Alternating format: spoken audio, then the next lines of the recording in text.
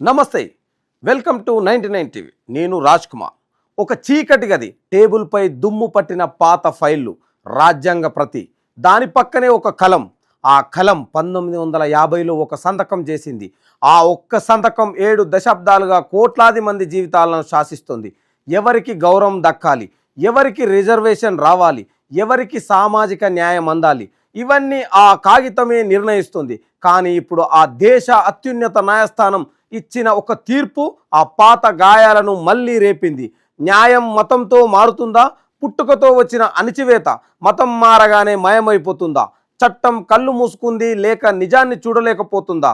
1950 ఆర్డర్లో ఇప్పుడు దేశంలో అతిపెద్ద చర్చకు దారితీసింది. ఇదే మన నేటి ప్రత్యేక కథనం. మార్చి 24, 2026 సుప్రీంకోర్టు నుంచి ఒక సంచలనమైన తీర్పు వెలువడింది. Chintada Anand versus state of Andhra Pradesh. ఈ కేసు విచారణలో కోర్టు చెప్పిన మాట దళిత క్రైస్తవుల పాలిట పిడుగులా మారింది. ఎస్సీ వర్గానికి చెందిన వ్యక్తి క్రైస్తవ మతాన్ని స్వీకరిస్తే ఆ క్షణం నుంచే అతని ఎస్సీ రిజర్వేషన్ హక్కులు రద్దవుతాయని కోర్టు తేల్చి చెప్పింది.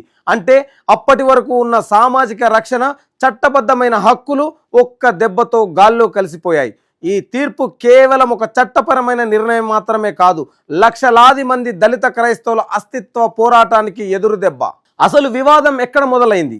దానికి మూలం 1950 రాష్ట్రపతి జారీ చేసిన రాజ్యాంగ ఆదేశం.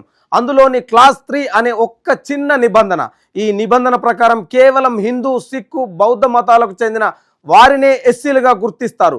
మిగిలిన మతాల్లో మారిన దళితులకు ఆ హోదా ఉండదు. ఇక్కడే ప్రశ్న ఉదయిస్తోంది. దళితుడు మతం మారితే అతనిపై జరిగే వివక్ష ఆగిపోతుందా? ఊరి బయట ఉండే వాడలు మారిపోతాయా? మనసుల్లో పాతుకుపోయిన కులహంకార మత మారగానే కరిగిపోతుందా? లేదు, సామాజిక అణిచివేత అలాగే ఉంది. కానీ చట్టం మాత్రం నువ్వు దళితుడివి కావు అని మాత్రం తలుపు మూసేస్తుంది. విజయవాడ వేదికగా ఇటీవల జరిగిన రౌండ్ టేబుల్ సమావేశం ఒక యుద్ధ బేరిని మోగించింది. వామపక్షాలు, కాంగ్రెస్, వైసీపీ ఇలా రాజకీయ వైరుధ్యాలను పక్కన పెట్టి పార్టీలన్నీ ఒకే గొంతులో నినదించాయి. రాజ్యాంగంలోని ఆర్టికల్ 25 ప్రతి పౌరుడికి మత స్వేచ్ఛనిస్తుంది. కానీ హక్కులు కావాలంటే హిందూ మతంతోనే ఉండు అని పరోక్షంగా చెప్పడం ప్రాథమిక హక్కులపై దాడి కాదా? ఇది లౌకికవాదానికి విరుద్ధం కాదా? దళితులు క్రైస్తవం స్వీకరించగానే వారిని బీసీ వర్గంలోకి నెట్టేయడం వల్ల వారి సామాజిక స్థితి మరింత దిగజారుతోందని మేధావులు హెచ్చరిస్తున్నారు. ఇక్కడ ఒక టెక్నికల్ ట్విస్ట్ ఉంది.